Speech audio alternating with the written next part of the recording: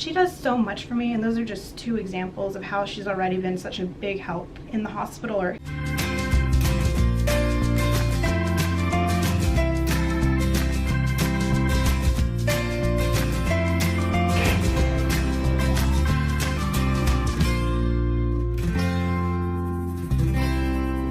y'all, so we are still in the hospital due to complications from my mast cell activation disorder, and if you missed the previous vlog talking about this, I'll put a link to it right here above Harlow's head.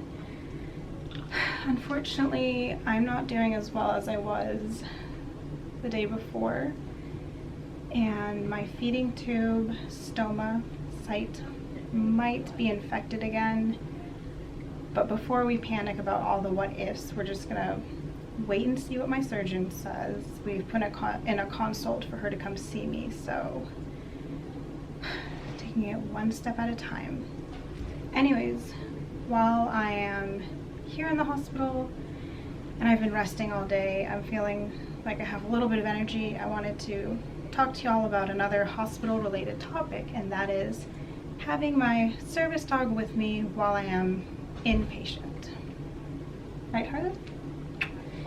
Inpatient as in the hospital, not inpatient as in the other type, but I am getting kind of like stir crazy and wanting to go home. So from a legal standpoint, I have the rights given to me by the Americans with Disabilities Act. It's a federal law here in the United States, saying that I have the right for my service dog to accompany me in areas where the general public can go. In regards to the hospital, that means the lobby, up and down the corridors and hallways, the elevators, the cafeteria, and my patient room. Even if I were sharing a room with another patient, Harlow is still permitted in my area. Now, if my roommate had a big fear of dogs, or they didn't like them, or they were allergic, then it's up to the hospital to accommodate both parties. The hospital, like every business within the United States, can only ask the two questions to determine whether Harlow is a service dog or not, and that is this animal a service animal due to a disability or required because of a disability, and what tasks does the dog perform? And I would answer yes to the first one, and to the second one I would say she's medical alert and mobility. They cannot ask me for proof of disability. They can't ask me for vaccine records or paperwork, training logs, identification cards for Harlow, because those things actually don't exist in the United States.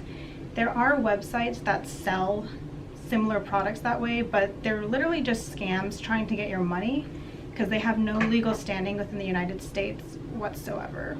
Utilizing those types of false documentation can also make it difficult for legitimate teams, because say a handler bought paperwork online for their dog and brought it to a business. That business may now expect every other team after them to have the same thing, and it can get very confusing. So it's important to know your rights and how to politely educate when confusing and misunderstanding situations come up.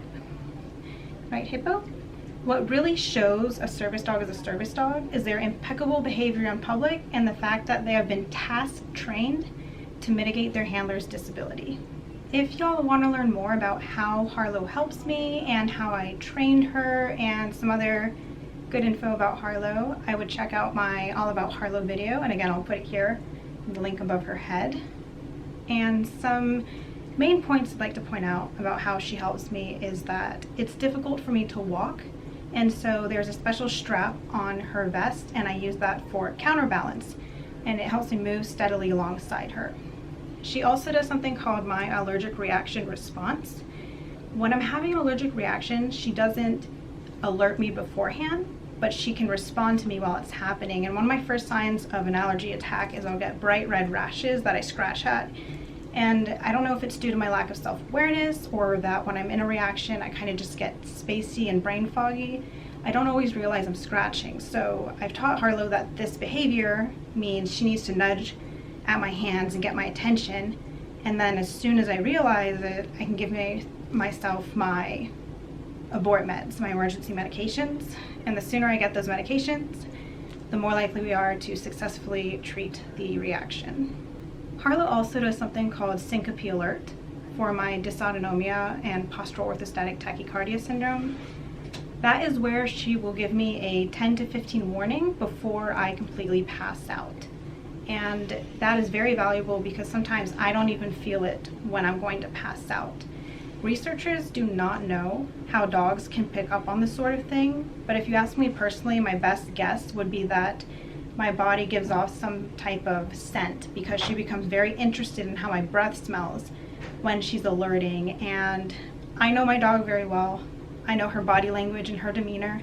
It changes when she's alerting because she'll do her nose bumping and she'll force her chest and her head into me very forcefully, and she's determined. So I can definitely tell when she's alerting as opposed to wanting to play or just wanting attention.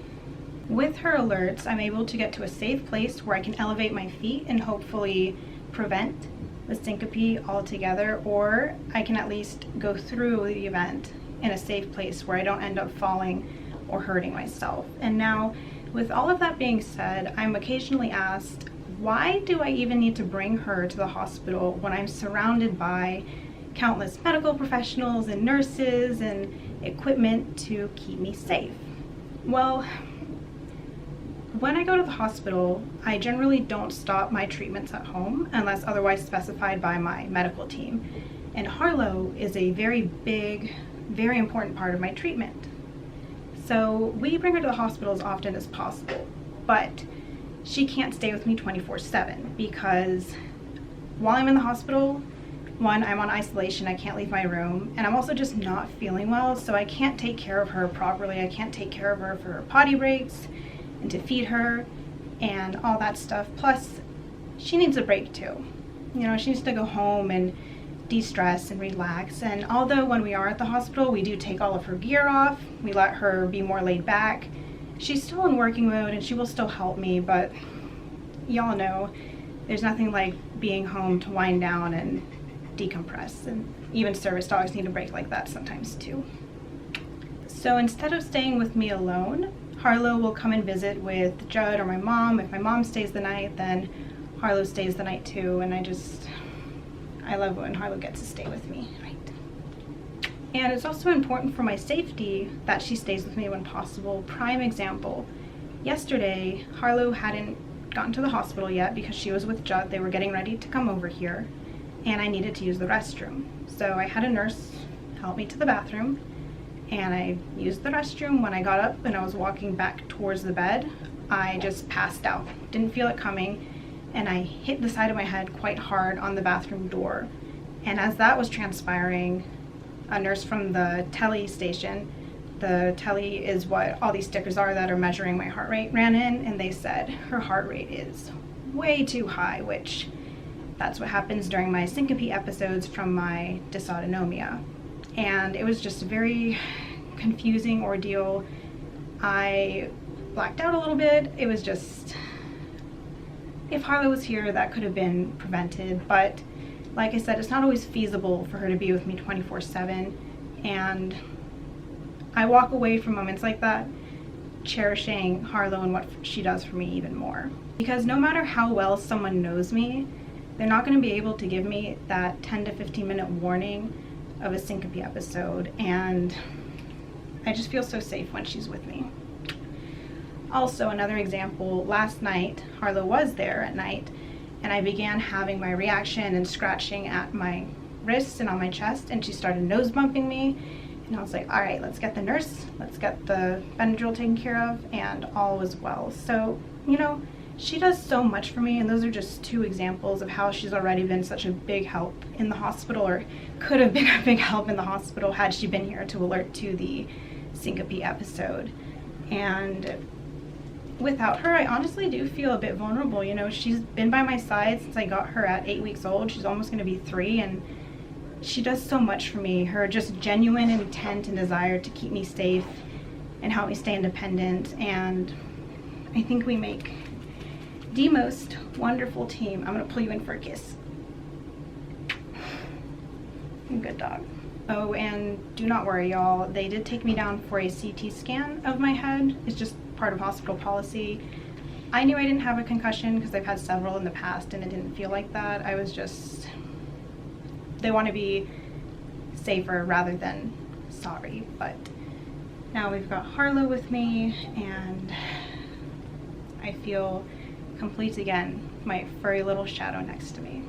Yep, so there was some information on why I still need Harlow even when I'm inpatient. And as for some other things, you know, she will go home with Judd when needed for her breaks. My mom and Judd make sure she stays fed and pottied and walked, and I'm very thankful for a strong support and family unit to make sure that difficult times like a hospitalization are just as managed as best as we can. And I'm hoping, very much so hoping, to go home soon. Right, Hippo? With that, I will say goodbye, and thanks for joining us on our adventure.